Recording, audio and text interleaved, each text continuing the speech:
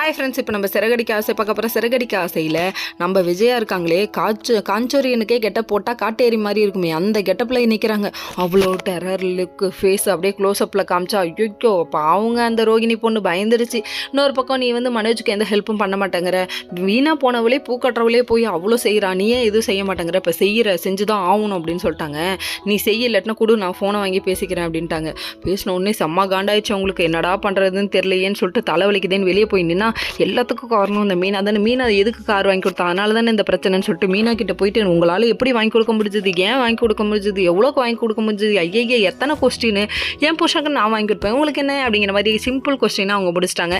இதெல்லாம் கேட்டுகிட்டு இருந்த நம்ம ஸ்ருதி இருந்துட்டு அவங்க ஹஸ்பண்டுக்கு அவங்க பூக்கட்டியாவது வாங்கி கொடுத்துறாங்களேன்னு சந்தோஷப்படணும், பெரிய விஷயமா பார்க்கணும். நீங்கள் ஏன் இவ்வளோ கொஸ்டின் எழுப்புறீங்க, அவங்க ரெண்டு பேத்துக்கு இடையில நீங்கள் ஏன் போகிறீங்கன்னு சொல்லிட்டாங்க. இதெல்லாம் பயங்கர நோஸ் கட்டுங்க, மூக்குடைஞ்சு கீழே விழுகுது ரோகிணி, பாருங்க ரோகிணி அப்படிங்கிற மாதிரி ஆயிடுச்சு. சரி விடுங்க, அவங்களாம் திரும்பி பார்க்க மாட்டாங்க. இதெல்லாம் ஒரு பக்கம் இருந்தாலும் இன்னொரு பக்கம் நம்ம ஸ்ருதியோட அம்மா வீட்டுக்கு என்ட்ரி கொடுக்குறாங்க. என்ட்ரி கொடுத்தது மட்டும் இல்லைங்க, தாலி பிரித்து கோக்குற ஃபங்க்ஷன் வைக்கணும்னு முடிவு பண்ணிட்டாங்க. பெருசாக ஹாலில் வைக்கலான்னு பிளான் பண்ணுறாங்க. அந்த அம்மா எதுக்கு பிளான் பண்ணுதுன்னு நமக்கு தான் தெரியும். அந்த ஃபங்க்ஷனில் நம்ம எப்படியோ மனோஜ்க்கும் இவங்களுக்கும் சேர்த்து பண்ணிடலாம், ரோகிணிக்கும் சேர்த்து பண்ணிடலான்னு அவங்க முடிவு பண்ணிட்டாங்க. நம்ம விஜயா செலவு மிச்சமாகுதுன்னு இவங்க ஒரு பக்கத்து யோசிக்க, உங்கள் அப்பா கண்டிப்பாக வந்தாகணும்னு சொல்லிட்டு நம்ம ரோகிணியை பிடிச்சி மிரட்டிட்டாங்க. வேற லெவலில். என்னடா பண்ணுறது, டூப்ளிகேட் அப்பாவுக்கு எங்கடா போகிறதுன்னு ஃப்ரெண்டுக்கிட்ட பேசிகிட்டு இருக்காங்க இவங்க.